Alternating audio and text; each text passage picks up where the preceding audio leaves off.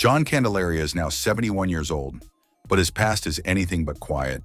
From throwing historic no-hitters to feuding with coaches, enduring unimaginable personal tragedy, and battling accusations of wasted potential, the Candyman's journey through baseball is one of the most complex stories you've never fully heard.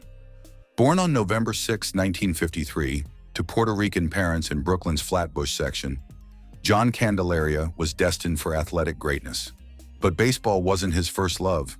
At La Salle Academy in Manhattan, he dominated as a basketball center, leading his team to a 1971 championship. His skills were so impressive that he played professionally for 2 seasons with the Quebradillas Pirates in Puerto Rico's top basketball league. Here's the crazy part. Candelaria was actually slated to join Puerto Rico's basketball team for the 1972 Olympics. Instead, he made a calculated decision that would change everything. He believed he could reach the major leagues faster in baseball than basketball. That choice would prove both brilliant and haunting. The Pittsburgh Pirates selected him in the second round of the 1972 draft. His rise was meteoric. At just 19, he posted a 10-2 record in single-A ball. By 1975, after starting Triple-A with a 7-1 record and a 1.77 ERA, the Pirates called him up in June when injuries decimated their pitching staff. His rookie debut was spectacular. Candelaria finished 8-6 with a 2.76 ERA. But the moment that announced his arrival came in the National League Championship Series against Cincinnati. In Game 3, with Pittsburgh down 2-0, the 21-year-old struck out 14 Reds batters over 8 innings. It was a rookie record that showcased his electric stuff on the biggest stage. August 9, 1976 changed everything. Candelaria threw a no-hitter against the Los Angeles Dodgers at Three Rivers Stadium. This wasn't just any no-hitter. It was the first thrown in Pittsburgh since 1915 and the first by a Pirates pitcher at home since 1907. The timing was perfect in the most bizarre way possible. The no-hitter happened on the very first Candy Night, a promotion where the D.L. Clark Candy Company gave away 10,000 free candy bars to fans. The nickname Candyman was born that magical evening, cementing his place in Pittsburgh baseball lore forever. But 1976 was just the beginning. His 1977 season was the statistical peak of his entire career. Candelaria achieved something only elite pitchers accomplish. He won 20 games, finishing 20-25. He led the National League in both ERA at 2.34 and winning percentage at .800. The baseball world took notice. He made the All-Star team and finished 5th in Cy Young Award voting alongside legends like Steve Carlton, Tommy John, and Tom Seaver. The 1979 season brought team glory. Candelaria was a key contributor to Pittsburgh's We Are Family championship run. Despite battling shoulder pain, he started Game 1 of the NLCS, pitching 7 solid innings against Cincinnati. Though his World Series performance against Baltimore was rocky, giving up 5 runs in 4 innings, his overall contribution helped deliver the championship that would define the Pirates franchise. Success on the field couldn't mask the growing tensions off it. Candelaria possessed a fiery temperament that constantly put him at odds with authority. His outspoken nature and resistance to traditional baseball hierarchy created explosive conflicts that would define his reputation. The breaking point came in 1985. After elbow surgery and personal troubles, Pittsburgh moved him from the starting rotation to the bullpen. Candelaria's response was characteristically explosive. He publicly called general manager Harding Peterson a bozo and claimed the team valued their racehorses more than their players. The relationship was irreparably damaged, leading to his trade to California later that year. The pattern continued with his new team. Candelaria criticized Angels manager Gene Mauch, calling him a control freak and stating bluntly, "He isn't a very good manager, and I think he knew that I knew that."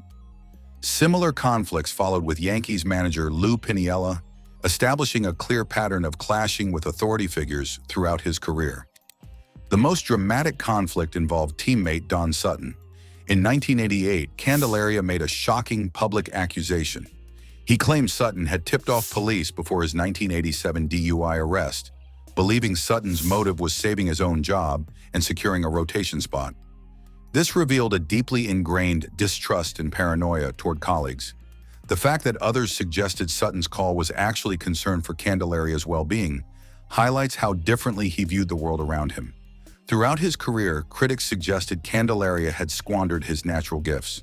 Writers and coaches, including his high school basketball coach, claimed he lacked initiative and would rather smoke and drink coffee in the clubhouse than work out. This narrative infuriated him more than any trade or demotion. Candelaria fought back with fierce defiance. He pointed to his 177 career wins and 19-season longevity as proof of success. His challenge to critics was simple but powerful. Who is to say who has potential and what somebody else's potential is? He refused to let others define his accomplishments or judge his choices. Physical ailments plagued Candelaria throughout his career, fundamentally altering his pitching style and role. The most persistent problem was chronic back pain that started early in his professional life. The origin remained mysteriously disputed. Candelaria offered conflicting accounts, claiming it was either a childhood injury or began after slipping on the mound in 1974. Pirates doctors suggested a third possibility, believing the problem was congenital from birth. The back pain wasn't his only physical battle.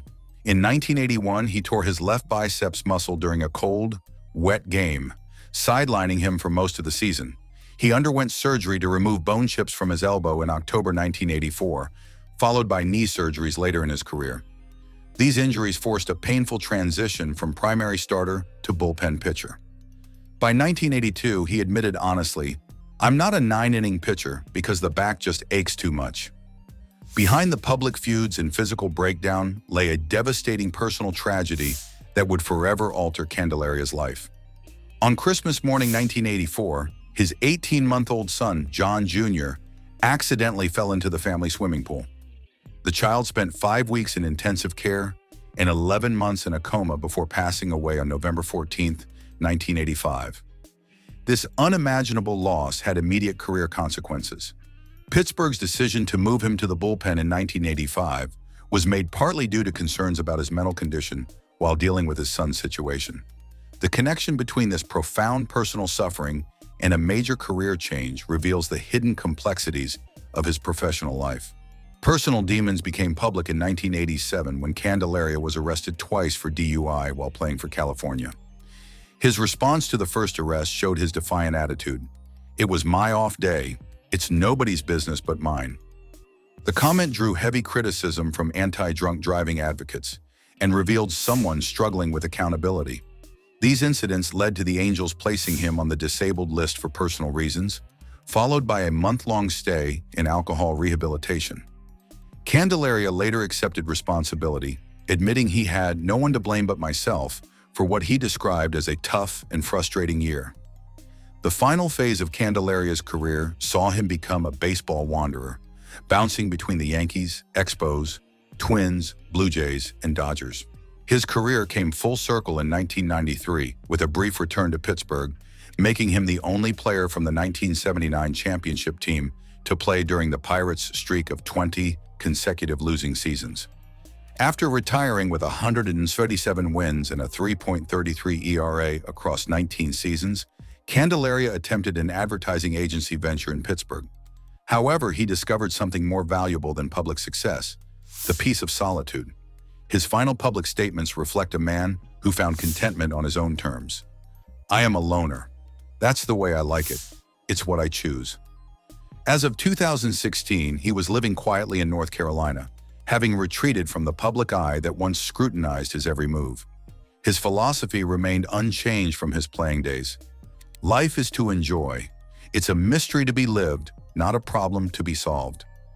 John Candelaria's story defies simple categorization. He was simultaneously a dominant pitcher, capable of brilliance, and a controversial figure who clashed with authority. His career was marked by incredible highs like his no-hitter and 20-win season, devastating lows including his son's death, and constant battles over his perceived potential. The true measure of Candelaria isn't found in what others expected from him, but in how he defined success for himself. His 177 wins, 41.9 career WR, and 19-season longevity speak to genuine achievement. More importantly, his ability to walk away from baseball and find peace in solitude demonstrates someone who never lost sight of what mattered most to him. Critics may forever debate whether he fulfilled his potential, but Candelaria proved that greatness doesn't follow one prescribed path. From the basketball courts of Brooklyn to the pitcher's mound in Pittsburgh, From personal tragedy to quiet retirement in North Carolina, he lived life entirely on his own terms. John Candelaria's legacy reminds us that behind every athlete's statistics lies a complex human story. His journey through triumph, controversy, tragedy, and ultimately peace shows us that success can't always be measured by others' expectations. Sometimes the greatest victory is simply choosing your own path and finding contentment in that choice. What do you think defines a successful career in professional sports? Let me know in the comments below, and don't forget to subscribe for more untold stories from baseball's most fascinating characters.